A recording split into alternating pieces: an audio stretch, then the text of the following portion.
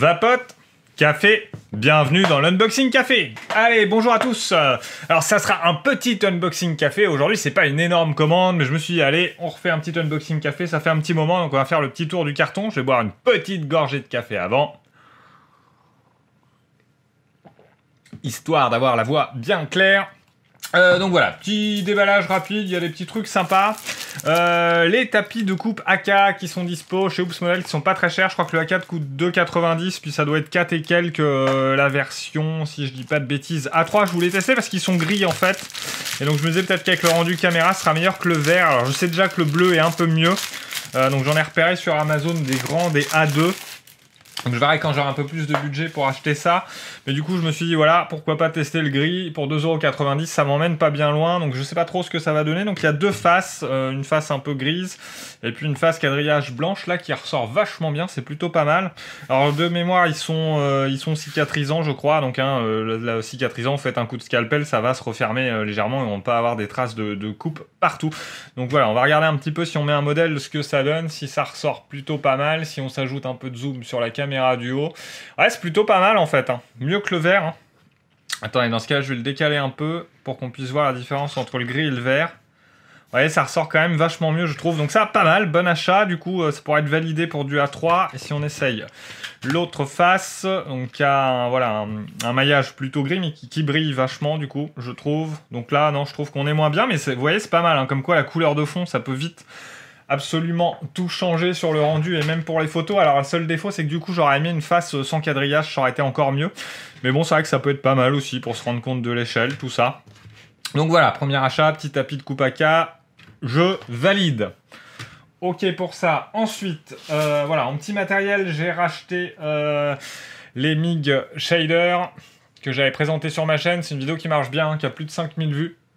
Ok, plutôt pas mal. En fait, j'ai repris les verts qui me manquaient surtout. C'était ça principalement. Donc, Military Green que je n'avais pas et Light Green que je n'avais pas encore. Et puis aussi le Light Rust et puis le Yellow. Je pense qu'en fait, je vais essayer d'utiliser les verts. C'est pour ça que j'ai pris le Yellow aussi et le Rust sur le KV1. On va essayer de leur trouver un petit usage. Ça peut s'utiliser comme filtre.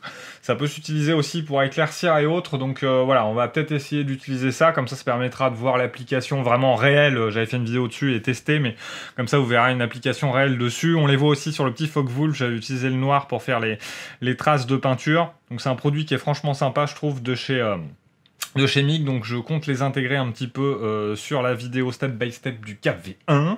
Donc voilà pour ça, les petits flacons MIG, rien de bien exceptionnel. J'ai repris deux petits pots Tamiya, le fameux XF27, XF26, pardon, que je parlais dans le dernier step by step du KV1 pour la peinture du KV1, justement. Ça fait beaucoup de KV1 dans les mêmes phrases, mais bon, bref, voilà, du coup, je ferai peut-être le mélange pour voir un peu ce que ça donne, puis comme ça vous servira pour voir les tests. Donc, ça avait été conseillé par un abonné.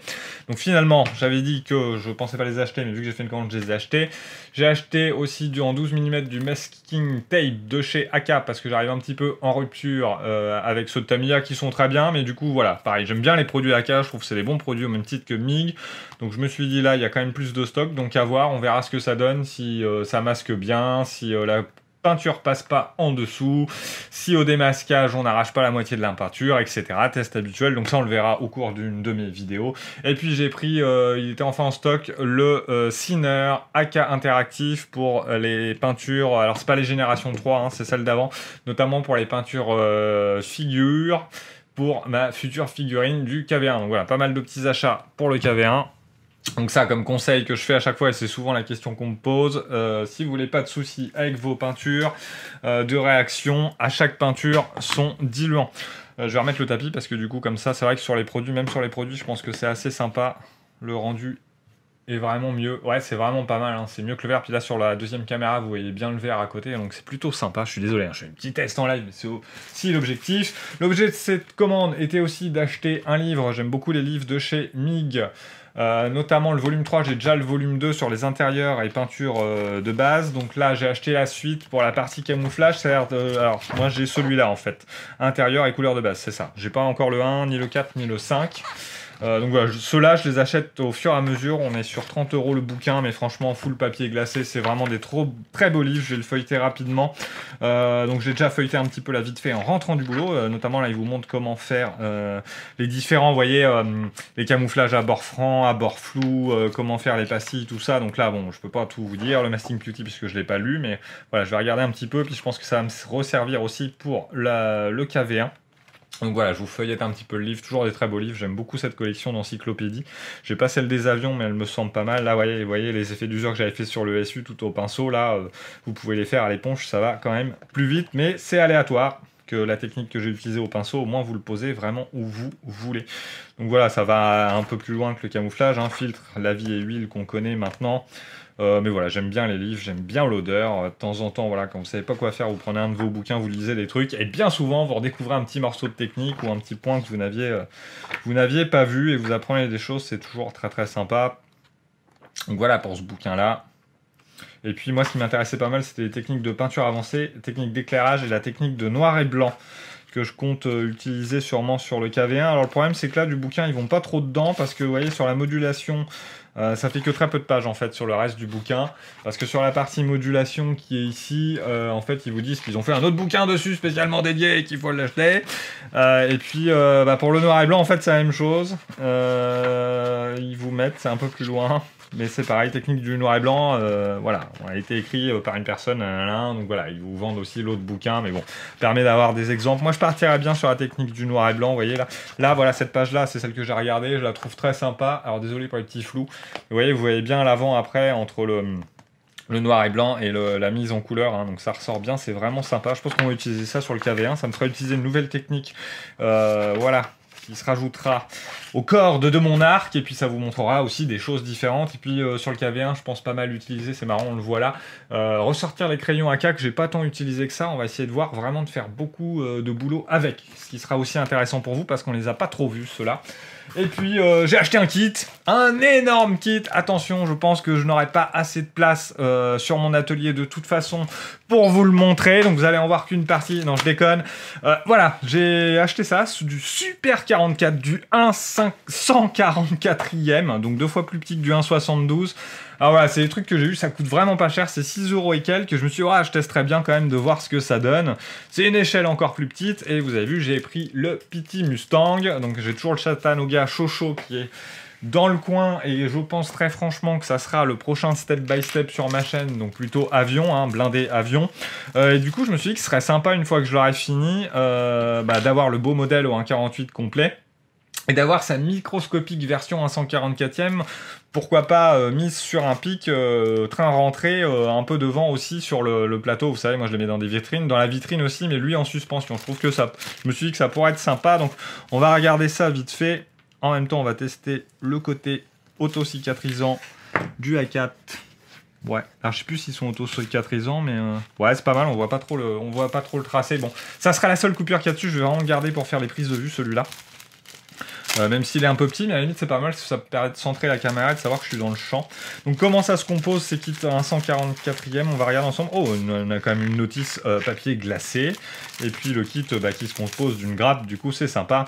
Alors bon, je pense que voilà, pour un débutant, dites pas ouais, j'achète ça, ça sera mon premier kit, c'est tout petit, ça coûte pas cher. Je pense que c'est chaud à faire quand même vu la taille de ce que je vois. Alors c'est quand même pas mal, on a quand même les pièces transparentes qui restent emballées dans un petit sachet plastique, c'est pareil, que je ne sortirai pas comme d'habitude. On va regarder un petit peu les grappes. Bah hop, ça va être l'occasion de mettre en œuvre mon nouveau tapis gris. Comme ça, vous allez me dire sur les revues de grappes ce que ça donne, ce que vous en pensez. Ouais, c'est pas mal, je trouve que ça ressort quand même vachement bien sur un tapis gris comme ça. Donc voilà, on fait le tour rapide des grappes. Plutôt pas mal ce petit fuselage détaillé. On a des belles petites lignes de structure. Alors c'est vraiment tout petit. Alors je regarde un peu ce que je fais en même temps. Vous voyez, sur l'aile c'est pareil, on a bien tous les panneaux, tout ça, c'est plutôt sympa. Avec un petit jus dedans, je vous assure que ça rendra bien. En plus, ça peut être, voilà, vous pouvez se servir de genre de modèle pour faire des tests peinture un peu avant. Vous voyez, si vous partez sur une couleur métallique, vous partez sur celle-là, en fait ça le fait pas. Bon, ça sera facile de revenir à zéro sur un modèle comme ça, et puis comme ça vous avez voilà, une belle approche pour votre modèle 1,48 qui sera du coup tout beau. Et au niveau de l'intérieur, ouais bon là évidemment c'est tellement petit qu'on n'aura pas spécialement d'intérieur à mettre dedans. Je vois quand même le mini siège ici. Alors quand le focus va bien vouloir se faire, pour le moment il me le fait sur la ligne blanche qui est en dessous. Paf. Voilà. Donc plutôt sympa, hein. Petit détail et tout ça. Donc voilà, pour le 144. Et puis du coup, la notice, ça nous donne quoi?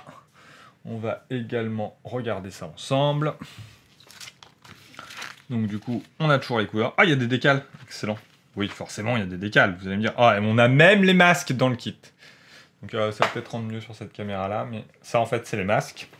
Vous avez la petite planche de décal qui est là. Plutôt sympa. Ils ont l'air, on dirait des cartographes. Ils ont l'air vraiment super fins. Ouais, petite épaisseur, mais c'est franchement pas mal. La notice de montage à la Edward qu'on connaît bien maintenant, hein, donc là je passe très rapidement, mais là du coup ça va aller vite, hein, parce qu'on a juste la partie intérieure à peindre, pouf pouf, ça va très vite être refermé, voilà, il y a 2 pages, hein, 2, 3, 4, 3 pages d'étapes, hein, juste la partie siège avec un joli décal, que je mettrai sur ça, là je vais pas faire de scratch, hein. C'est vraiment l'idée, c'est de le mettre en l'air sur un petit pic. Il y a les petites bombes quand même qui sont prévues, enfin les réservoirs pardon. Et voilà, on a tous ces modèles-là, donc évidemment, je ferai exactement le même modèle que celui que je vais faire au 1/48e. Donc voilà, je vais ranger ça gentiment. Et puis on se retrouve tout de suite pour quelques infos sur la chaîne. Alors, quelques infos sur la chaîne. Voilà, juste rapidement, demain, alors je vais décaler l'horaire. Au lieu de 21h, le premier live build Mr. and Mrs. Archilon aura lieu plutôt à 20h30 parce qu'on a besoin de démarrer un peu plus tôt. Donc il est juste décalé à 20h30. Donc j'espère que vous serez nombreux pour ce premier live qui aura une petite touche féminine, hein. Donc moi, je rappelle le principe, je vais monter l'IMX. Et puis Mrs. Archilon va être là pour lire toutes les questions, suivre le chat, et moi comme ça je pourrai y répondre, et vous pourrez également interagir avec elle. Je pense que ça va être un moment assez sympathique. Deuxième sujet en cours sur la chaîne, le balance ton stock. Donc lui c'est en cours, là j'ai pas mal de participation par mail, c'est plutôt cool. Je vais vous réinformer, mais je pense lancer ça vendredi prochain. Pas celui de demain, mais vendredi après. Donc il vous reste encore une semaine. Je vais commencer à compiler un petit peu tout ça pour préparer un truc sympa pour le live. Donc voilà, je n'affirme pas absolument que ça sera vendredi, pas celui-là, mais celui d'après. Mais je pense partir là-dessus. Je vais voir, ou peut-être encore redécaler d'une semaine, à voir. Donc voilà à peu près pour les infos principales d'Archilon Model Kit, c'est les vidéos à venir. Je vous l'ai dit également, prochain step by step, je me suis pas mal décidé sur le Mustang Chattanooga Chocho, sachant qu'en plus Edward a ressorti pas mal de modèles du Mustang. Maintenant, vous pouvez le retrouver quand même facilement, donc je pense que ça peut être intéressant pour tout le monde et c'est un modèle très sympa. Ensuite, sur les montages en cours actuellement, le Hind, j'ai retravaillé la peinture tout juste hier soir avec ma nouvelle aiguille 02, c'est parfaitement bien passé. Puis je poursuis sur le KV1, vous avez eu le step by step il y a 2-3 jours, je crois, je sais plus trop. Donc ça, je poursuis aussi, on va pas tarder à attaquer la phase peinture. Donc sur ce, voilà, c'était un plaisir de vous présenter ce petit unboxing café. Je vous souhaite plein de bonnes choses, portez-vous bien, maquettez bien, et à la prochaine pour de nouvelles aventures.